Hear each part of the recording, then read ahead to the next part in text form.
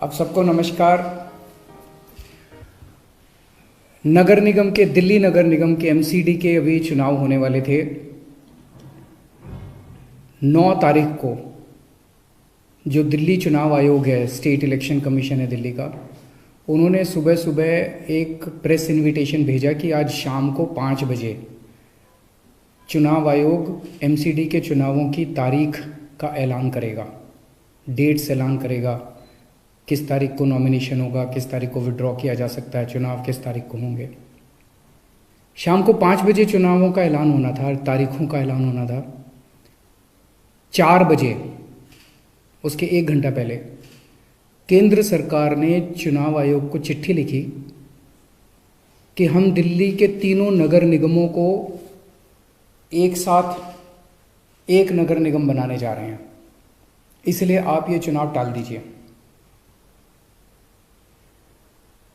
5 बजे चुनाव आयोग ने चुनावों केंद्र सरकार के कहे के मुताबिक चुनाव टालने का ऐलान कर दिया।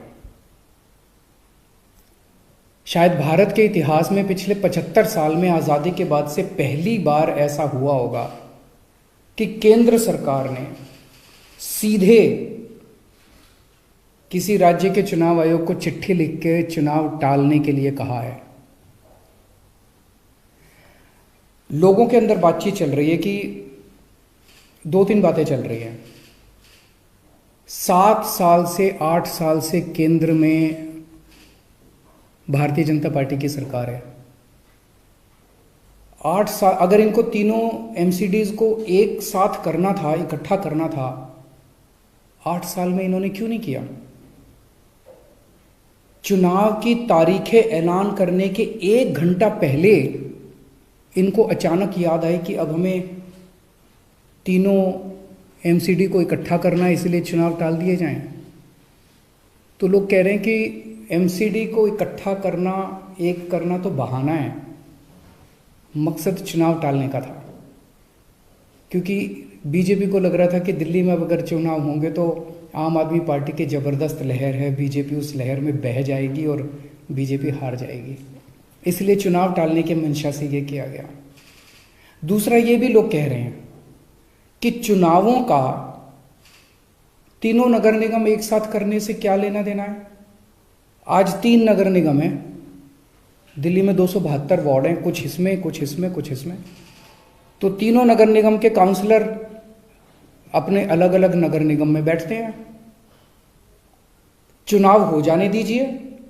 अगर तीनों को इकट्ठा भी कर दोगे आप तो वो एक जगह बैठने लग जाएंगे। दोबारा चुनाव कराने की क्या जरूरत है? अभी चुनाव रोकने की क्या जरूरत है? चुनाव टालने की क्या जरूरत है?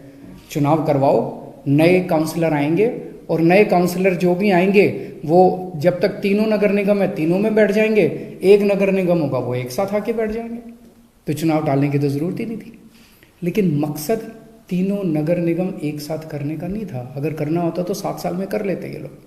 मकसद था चुनाव टालने का। ये देश के लिए अच्छा नहीं है। दोनों चीज़ें अच्छी नहीं हैं।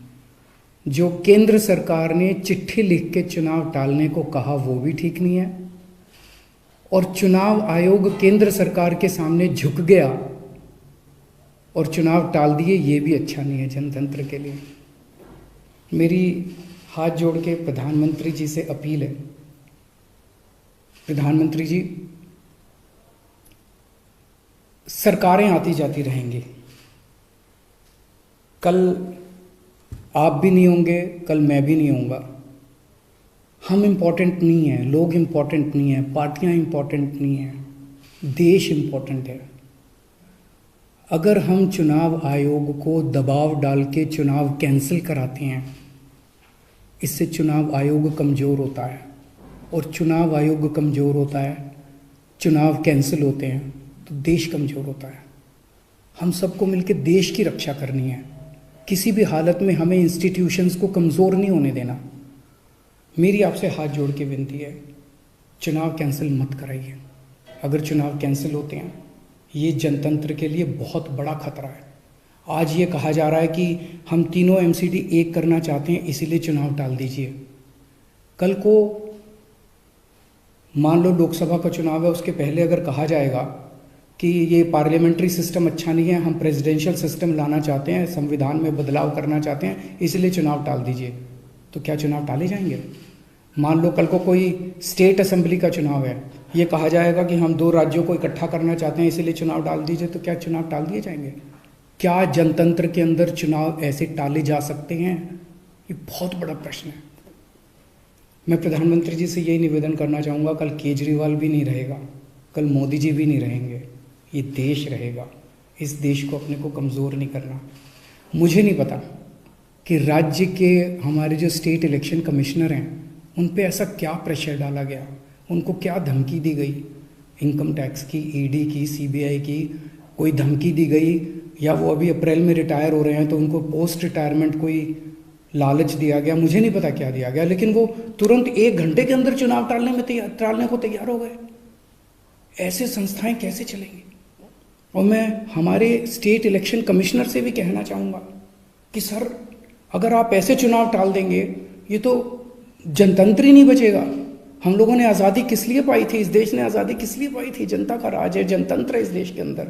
आप ऐसे चुनाव टाल देंगे तो जनतंत्र ही नहीं बचेगा। मुझे नहीं पता आपके ऊपर क्या प्रेशर डाला जा रहा है, मुझे नहीं पता आपको क्या धमकी दी जा रही है या क्या लालच दिया जा रहा है, लेकिन सर, जो भी आपको धमकी दी जा रही है, जो भी आपको लालच दिया जा रहा है, बाहर आके बता दीजिए देश को, सारी जनता को बता दीजिए। देश आपके साथ खड़ा होगा, पूरा देश आपका साथ देगा। पर झुकिए मत सर, किसी के सामने मत झुकिए। देश की बात है, जनतंत्र की बात है। नमस्कार।